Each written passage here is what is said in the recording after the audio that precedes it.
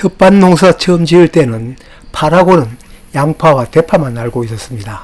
그러다가 종구를 머리에 이고 번식하는 삼동파도 있고 원래 토종으로 지내온 구조파도 있고 그 외에 달래파라는 것도 있다는 걸 알았습니다.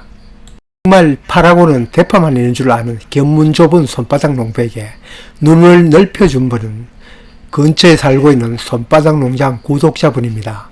구독자분이 방문하여 삼동파와 달래파를 나눔 마셨습니다. 혹시나 예전의 저처럼 여러가지 파에 대해서 궁금하신 분은 제 채널 1번 항목에 있으니 참고하십시오. 오늘 소개해드릴 파는 앞서 언급하였듯이 달래파입니다. 재작년에 달래파 심어보고 뽑아 맛도 보면서 달래나 쪽파의 맛을 비교해본 영상도 올렸습니다만 이번은 그 후기라고 할 수 있습니다. 그 영상에서도 말씀드렸습니다만 달래파의 굵기도 쪽파와 달래의 중간 굵기입니다.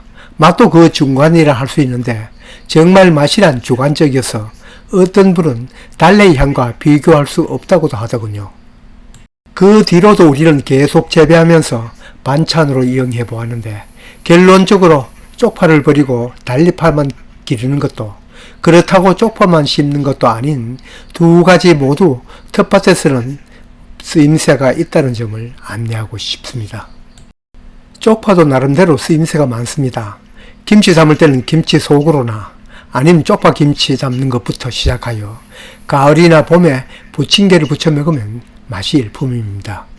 파전은 몰라도 부추전, 쪽파전 모두 자식에게도 주지 않는다는 속설이 있을 정도로 몸에도 좋습니다. 달래파는 반찬 소스로 또는 국수 양념을 위한 양념장을 만들 때는 쪽파보다 또 대파보다도 월 알맞다는 점을 느꼈습니다. 첫째는 대파보다 쪽파보다 더 가느다란 것이 굵기도 알맞고 맛 또한 그들보다는 더 적합하였습니다. 여하튼 양념장으로는 이보다 더 알맞은 것은 없어 보입니다.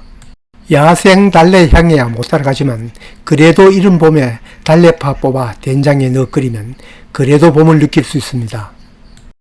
파 중에서 삼동파는 번식하는 방법이 독특하여 종구를 쉽게 구하기도 어렵고 올 여름에는 종구 판매하는 걸 보니 종구 가격도 상당히 비싼 것을 알 수 있었습니다. 번식 형태를 알고 있는 저는 이해가 갑니다. 그러나 이 달래파는 그렇지 않습니다. 여러가지 파 중에서 이놈보다 번식력이 더 좋은 것은 보지 못하였습니다. 여러가지 파를 길러보면 대파는 별로 뿌리가 넓지 않지만 조선파인 구조파나 쪽파는 분을 즉 성장하는 동안에 뿌리가 엄청 늘어납니다. 그런데 이 달래파는 이놈들보다 더 늘어나는 것 같습니다. 물론 이 세 가지 분을 비교는 안 해봤습니다만 이뿐만이 아닙니다. 쪽파는 꽃이 피지도 않고 오직 뿌리 즉 종구로 번식을 하는데 이 달래파는 종구는 물론 씨앗으로도 번식합니다. 어떤 분은 보라색 꽃이 예뻐 화초 겸 키운다고 하더군요. 저는 이 씨앗을 일부러 받아 파종해 보진 않았습니다. 종구로도 부족함이 없기도 하지만 그대로 두어도 심어 먹었던 자리에 이렇게 싹이 올라옵니다. 이건 올봄에 꽃피고 떨어진 씨앗이 올라와 자란 것입니다. 지금 쪽파나 달래파 종구 심는 철인데 이놈은 벌써 이렇게 올라와 자랐습니다. 백화과 작물 중에서 그래도 여름에 견딘다는 대파도 여름은 지내기가 버겁습니다. 장마에는 녹아버리고 고온 건조한 때는 벌레로 살아가기 힘드는데 이놈은 그런 것 없습니다. 이렇게 잘 자랐습니다. 이건 그대로 두어도 되겠습니다만 비좁으면 뽑아서 윗부분을 잘라내고 다시 간격 맞춰 심어도 됩니다. 그러나 달래파 본 재배는 쪽파처럼 봄에 뽑아 먹다가 남은 것을 종구로 씁니다. 이 종구는 쪽파와 비교하면 훨 작긴 합니다. 그래도 달래보다는 큽니다. 달래파도 심기 전 여름잠을 재우는 것이나 심는 시기나 종구 소독하는 법, 심지어 심는 방법 그 외에 병충해까지도 똑같습니다. 다만 씨앗 크기가 작고 잎이나 줄기도 더 작으니 한 구멍에 한두 개 더 넣습니다.